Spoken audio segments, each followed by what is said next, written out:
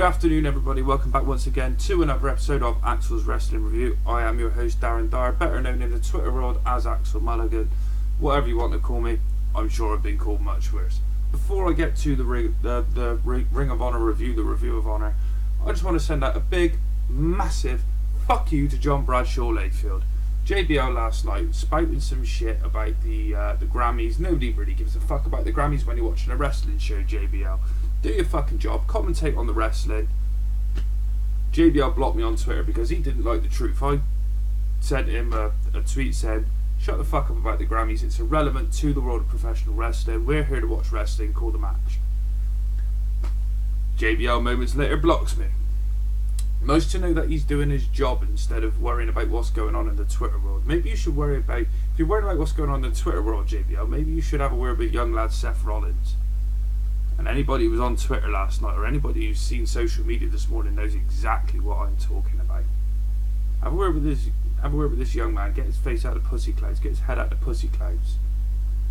Concentrate on his job.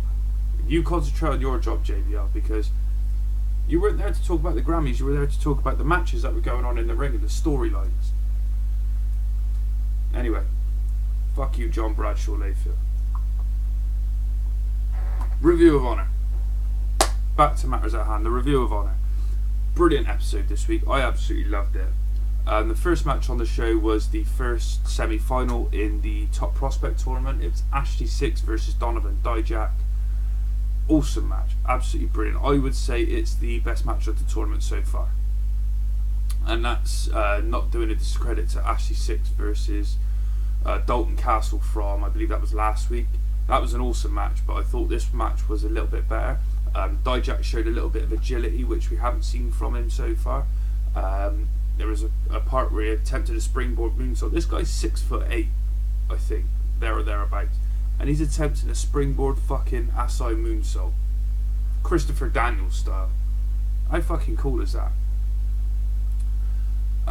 So yeah, Dijak's showing a lot more versatility in the ring, which is good. Dijak subscribes to this show on the Facebook page. For anybody who's looking for some inspiration as to why you should listen to this show, Donovan Dijak, he's like the Facebook page. Anyway, Ashley Sixx showed he's definitely one to keep an eye on for the future. You know, I think he's a 13-year pro, but obviously, you know, this is his break, this is his moment. Unfortunately for him, this wasn't his night. Donovan picked up the win with his finisher, Feast Your Eyes, which is it's like a cross between a reverse Death Valley driver and a reverse GTS, which is a pretty fucking cool finisher in my opinion. So Donovan goes into the final where he'll face the winner of the next match, which was Beer City Bruiser versus Will Ferrara. But as I said, although Donovan Dijak picked up the win, Ashley proved that he is here to stay in Ring of Honor. And, you know, I think he can be a big player. Maybe not necessarily in the main event scene, but he can definitely hold his own in the TV title division. More than definitely. And, you know, and if he can prove me wrong in what I've just said and get into that world title picture, then, you know, it's a scene. The world title picture in Ring of Honor is open to anybody. You know, you can have guys like, you wouldn't look at ACH and, you know, with the general perspective of a wrestling fan, I think, what, ACH, yeah, maybe a mid-card champion, but not a main event champion. But ACH has had a shot, I think it was at Glory by Honor, for the Ring of Honor World Championship, and more than held his own against the world champion Jay Briscoe. Other guys as well, you know, Jay Lethal's had shots at the championship before, El Generico when he was there. You know, there's guys that you look at and you think, are you world champion material? The American Dragon, Bryan Danielson, or Daniel Bryan as he's now known in WWE, one of the best reigns by a Ring of Honor World Champion, you know, most successful defences, tied with Nigel McGuinness, I think that was 38, that's just off the top of my head, but yeah, you look at these guys and you think, this is talking from the perspective of maybe like a general wrestling fan as opposed to somebody who is a hardcore fan like myself. But you know, there's no reason why Ashley Sixx can't break that barrier and get into that sort of, you know, get into that part of the company guys like Danielson have been, Austin Aries, Tyler Black, and you know, burst into that main event scene and maybe take the world championship, not necessarily from a Jay Briscoe, but maybe, you know, whoever wins the championship from Jay Briscoe. I think the guy's got heaps of talent, I really do. I showed my gratitude towards his match with Dalton Castle from last week. I sent them both a tweet, said I thought it was an awesome match. Ashley Sixx sent me a tweet back. He said thanks very much, you know. And it just, to me as well, it shows that he's appreciative, obviously, not just for saying thanks, but, you know, he just takes his time to sort of read the tweets from the fans, such as myself, and say, oh, thanks very much, you know. And, you know, that can only drive a guy on to wanting to be better than what he already is. Ashley Sixx is already a fantastic wrestler, and so is Donovan Dijak as well. You know, I'll talk a bit about Ashley Sixx here, but Donovan Dijak, the guy just, he's, as I say, 6'7", he's attempting a fucking ass-eye moonsault. You don't see that in wrestling these days. I've never seen a 6'7" guy attempt an ass-eye moonsault. I think the closest I've ever seen to it was Brock Lesnar botching the shooting star press at WrestleMania 19 against Kurt Angle. You know, the future's the limit for guys like these, and it's exciting to see where they're going to be in, say, 3-4 years' time. It really is. And the same for the next match as well. Beer City Bruiser versus Will Ferrara. Will Ferrara, I think he's got a huge future, Ring of Honor. You know, he's only a 2 or 3 year pro, trained by Taz, one of the best, or one of the most underrated wrestlers, I would say, of the last 15-20 years. And this was another very good match. Lots of Husky Harris chants at the start. And I said a couple of weeks ago when Bruiser had his opening rank match that I thought he reminded me of Husky Harris. And there were lots of Husky Harris chants to start off the match. So that was pretty cool. It was David versus Goliath. Really. You've got Will Ferrara, who's 5'9", 5'10", there or thereabouts, 200 pounds. And you've got Bruiser, who's about 6'4", 290 pounds, 300 pounds, maybe more than that. And it was, what I liked was Will Ferrara's passion, his desire and his heart to win, to try to progress into the final. And the thing that impressed me the most about his desires in the match was that he was constantly trying to pick up Beer City Bruiser. As I say, Beer City Bruiser's twice the fucking size of this guy, but, you know, he just didn't give up. He just wanted to make, you know, he wanted to prove to maybe not only himself but the fans that, you know, this guy is the real fucking deal. And I think Will Ferrara's got a hell of a future, as I said just now. You know, Will did hit the spot of the night, or the spot of the show in this match. I thought this was fucking phenomenal. Bruiser had just missed with the running senton off the apron to Ferrara on the outside. So Ferrara climbs back in the ring.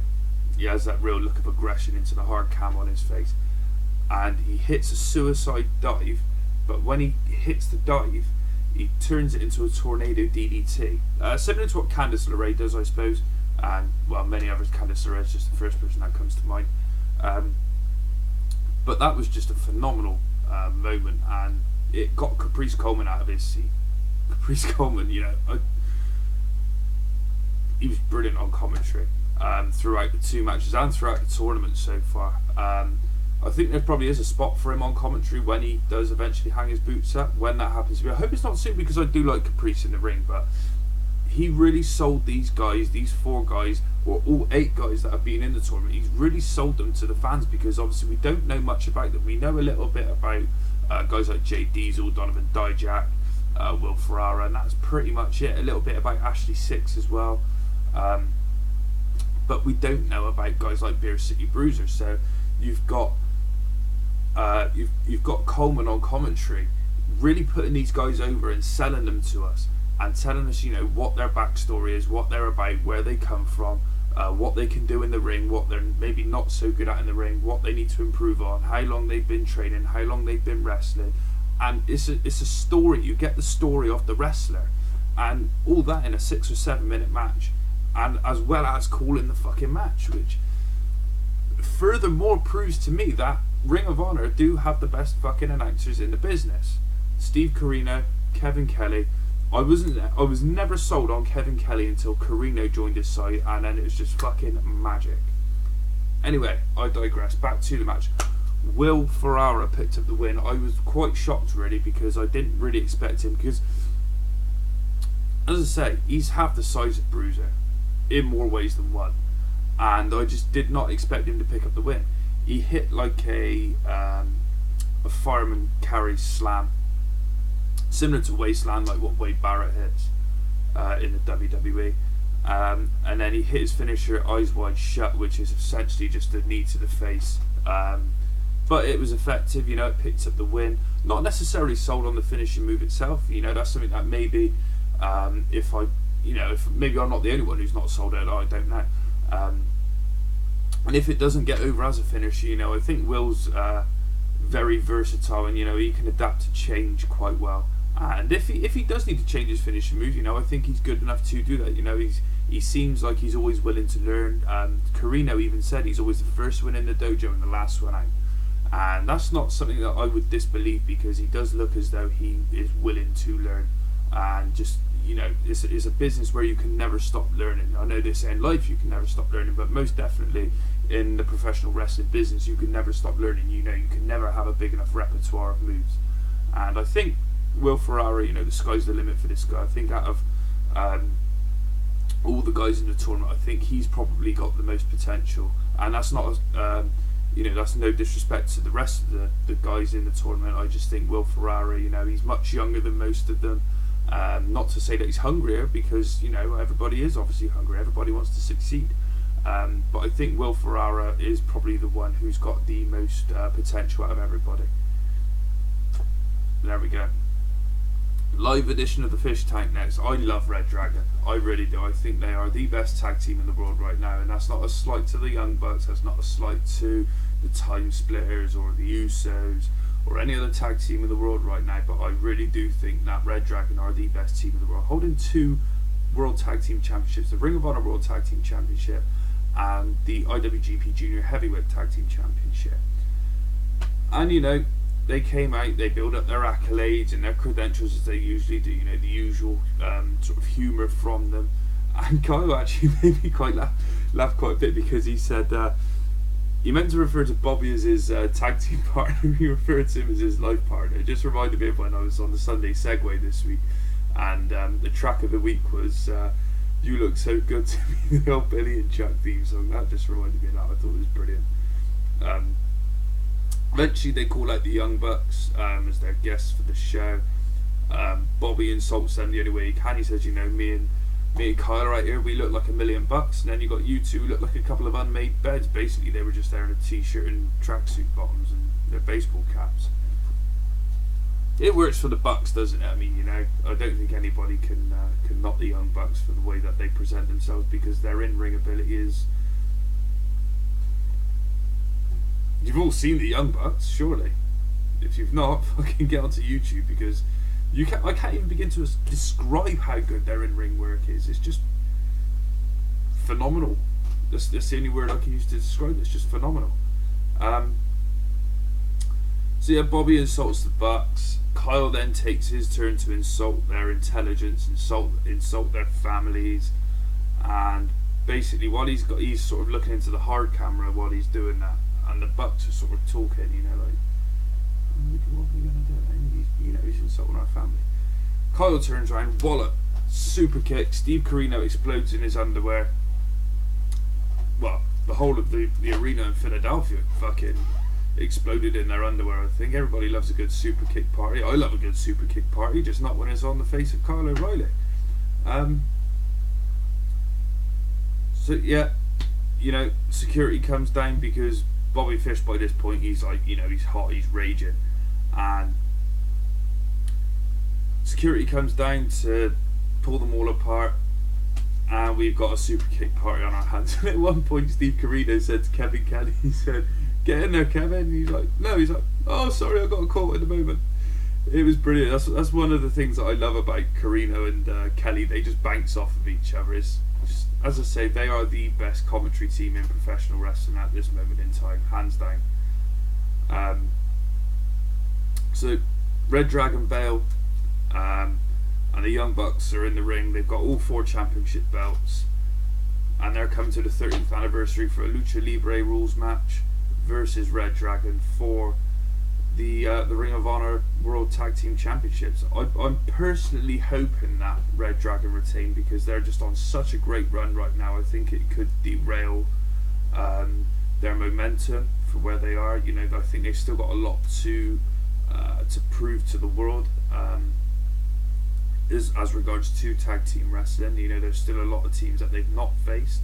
Personally, I'd love to see them face the Decade, maybe turn face and then go up against the Decade at some stage. I'd like to see another match against the Addiction for the titles, but who they're going to lose the championships to, I really don't know who I'd want them to lose them to at this moment in time. Maybe, you know, maybe against War Machine, maybe when Ray Rose back. You know, that'll be a nice little story, because Elgin's sort of starting to plant seeds in the head of War Machine.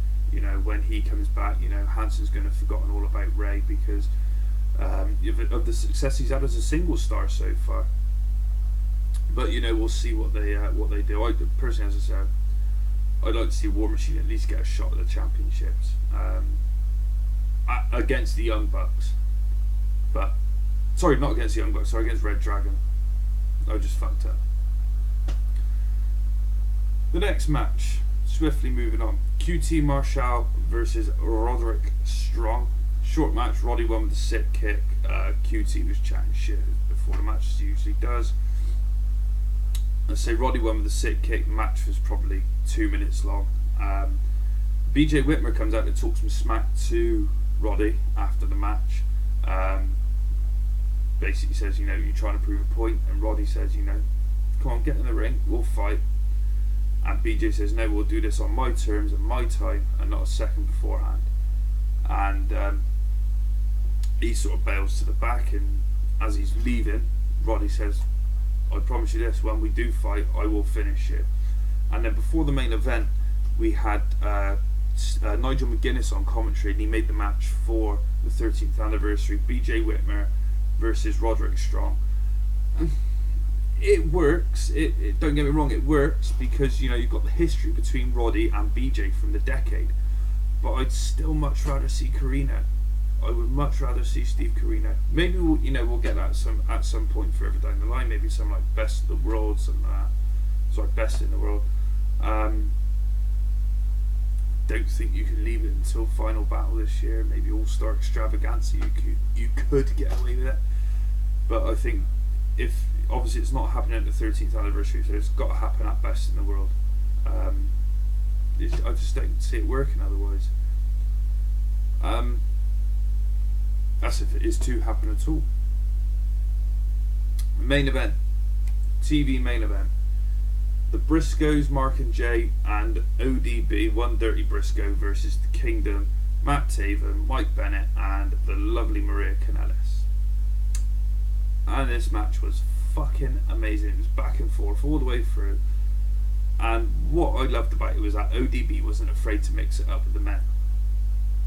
You know, she got in there with Taven, she got in there with Bennett. You know, she was fucking on fire, ODB. You know, she's not lost a step in the ring since leaving TNA. I've always appreciated her in ring work. I think she's a very underrated talent, and you know, if she's in Ring of Honor for the long haul, then that's only good. That's, you know, that can only mean good things. And I'd like to see them kickstart a women's division, because you've got ODB there who's a decent wrestler. I don't rate Maria Kanellis as a wrestler whatsoever, but that is another person that they could have. You know, she's the longest reigning FWE women's champion in history. She held the title for 2 years. You got girls like Mandy Leone that are there as well. You know, there's other people that they can pull in as well. You know, there's so many people that they can use. You know, Veda Scott is another one. I don't know, maybe kickstart a women's division, because I think that's the only thing that the company's missing. And as I've said before, Ring of Honor doesn't just get people who've laced up a pair of boots. They get wrestlers. They get people who have tried and tested and proven. I'd love to see a women's division in Ring of Honor, but whether that would happen or not is just another matter. You know, is it going to happen? Isn't it going to happen? As I say, I'd love to see it. Anybody else who'd love to see it as well, you know, just let me know. Let Ring of Honor know. You know, they're always like open to listen to the fans. So you just say, you know, any chance of getting a women's division kick started. We had our sighting of Adam Cole. He came out mid-match and he basically took Carino gave him his headset, gave him his seat, and he just sat there like looking at him. He was just besotted. He had this big sort of smitten grin on his face, and he had the lovey-dovey eyes. It was just weird seeing Carino like that, because, you know, knowing what his career was like as a wrestler, you know, where you just didn't take any shit from anybody, you know, looking back to ECW, Ring of Honor, Carino just didn't take any shit from anyone. Excuse me. But now he's just like fucking in love with Adam Cole. I think it's hilarious. Cole, once again, didn't say anything on commentary. Just sat there with a headset. You know, Kevin Kelly's asking him questions. Nigel McGuinness is just sort of, you know, he was a bit redundant for a point. You know, he was on commentary, as I said earlier, but he was a bit redundant for the match up until they stopped asking Cole questions, because, you know, Kevin Kelly had to have something to bounce off of, because Carino was just, you know, as I say, he was just smitten for Adam Cole, as he has been for the last year. Adam Cole did eventually get involved, and what was weird was it happened when it looked like Maria was in trouble. Basically, the Michael Bennett and Matt Taven were taken out with a Doomsday device. Mark had one of them and Jay had the other one. I can't remember which way round it was, on their shoulders. And ODB jumped off of the top rope to hit the Doomsday device. That sort of put them out of commission for a few minutes. And then shortly afterwards, they had Maria up on their shoulders, and ODB, as she was about to come down, Cole distracted the referee, and Bennett came in, 2 low blows to the Briscoes, and just like, I think it was shortly after that, ODB hit a double clothesline to Bennett and Taven, and just when it looked like she was probably going to hit some sort of power bomb to Maria, the other 2 members of the Kingdom came in, super kicks to ODB, and Maria scrambled into the pin, 1, 2, 3, and the Kingdom won. And I was quite surprised. I actually half expected, if the Kingdom were to win, I wouldn't have expected ODB to take the pin. I would have expected it to have been Mark. Obviously, you know, they're protecting Jay, and rightly so, because he's on this hot streak. But ODB, obviously, you know, she's new to the company, and I just didn't really expect her to take the pin, but it worked, I think. Maybe we'll see her versus Maria at the 13th anniversary. You know, maybe put the title of love on the line, I don't know. Or maybe Mike Bennett and Maria versus Mark Briscoe and ODB, that would work as well. What they would do with Taven is a completely different thing altogether. You know, they generally just have a few filler matches. You know, he could easily slot into one of those, no problem whatsoever.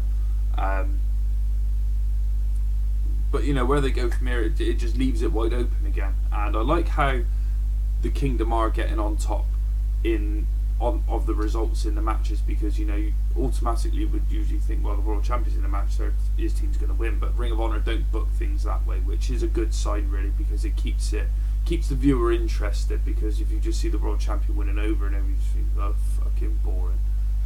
But anyway, that was the end of the show. I'm going to give this show a 7.5 out of 10 because it was fucking top notch, this show. I loved it from top to bottom.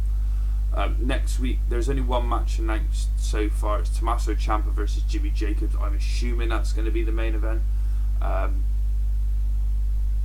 It's going to be a fucking awesome match, I know that much. I'm looking forward to it. I love Ciampa, I love Jimmy Jacobs as well, both brilliant wrestlers. The 13th anniversary, there's now 5 matches announced for the show. You got, as I say, the World Championship match: Jay Briscoe versus Michael Elgin versus Warbeard Hansen versus Tommaso Ciampa. You got TV Championship match: Jay Lethal versus Alberto El Patron. Tag Team Championship match: Red Dragon defending against the Young Bucks in a Lucha Libre rules match. AJ Styles versus ACH in one of your hashtag Randy Marsh moments of the evening. Gentlemen, grab your Kleenex. Women, grab your sponges and your buckets. And as mentioned, Nigel McGuinness made it official. BJ Whitmer versus Roderick Strong. That's just going to be a fucking brawl. I don't think there'll be any sort of stipulation to it, but I wouldn't be surprised if they did put a stipulation to it. You know, maybe like no DQ, something like that. But it's a show so far I'm just really looking forward to. I expect another 2 or 3 matches to be announced over the next few weeks. Whoever wins the top prospect tournament, the final for that is in 2 weeks' time on TV, or 2 or 3 weeks. I'm not sure actually now I think about it, but I'd expect the winner of the top prospect tournament to be involved somehow on the show. What sort of match he has, I've no idea. But that's just going to be an awesome match. Donovan Dijak versus Will Ferrara, when that does eventually happen. Something I'm personally looking forward to, because, you know, I've been endorsing these guys for weeks on this show now, and anybody who's bought into them, you know, you've got decent taste in wrestlers, basically. Lastly, going off of Ring of Honor and onto FWE, I said I was going to review the No Limits pay-per-view. I've decided not to, simply because that goes off of the concept of the show. I find that's what I've done too much in the past, is just going off the concept of what I wanted to do when I first started doing this. I wanted to get fans into NXT, and now I'm trying to get fans into Ring of Honor as well, and I just don't want to have too much going on with it. So as much as I will preview these shows, I will not review these shows. So, you know, I'll always talk FWE to anybody on Twitter or on Facebook who wants to talk about it. I'll always talk WWE, NXT, Ring of Honor, PWG, any company you want, but I will only be reviewing Ring of Honor, and I will only be reviewing NXT. I will, though, be doing preview shows for WWE pay-per-views, much like I did with the Royal Rumble, and anything that I feel relevant to have a ramble about, like I did with Roman Reigns, where I backed him for the win of the Royal Rumble last month. But primarily, it's just Ring of Honor and NXT. So yeah, I did say as well I was going to review ICW Square Go. Again, same situation, but it's just going to be Ring of Honor and NXT 95% of the time from here on out. So yeah, anybody who was looking forward to the FWE review, sorry about your damn luck, as James Storm would say. That's the end of the show, everybody. As always, you know, look out for me on Twitter at Axel Mulligan. You can follow the Axel's Wrestling Review Twitter page at A Wrestling Review. That's wrestling spelled without a G. You can follow me, you can like the page on Facebook, Axel's Wrestling Review. The YouTube page, youtube.com/C/Axel's Wrestling Review. Subscribe to the YouTube channel. Listen to all the other episodes I've done, and watch all the other episodes I've done. You can listen to the show on iTunes, Podomatic, and on YouTube. I've stopped using Spreaker and I've stopped using SoundCloud because literally I was getting half a dozen views. It's just pointless, really. So I've used my feed for Podomatic to upload to iTunes. So there we go. Thank you everybody for watching or listening, depending on what your which device you're using this on. I'll be back again on the weekend for the NXT review.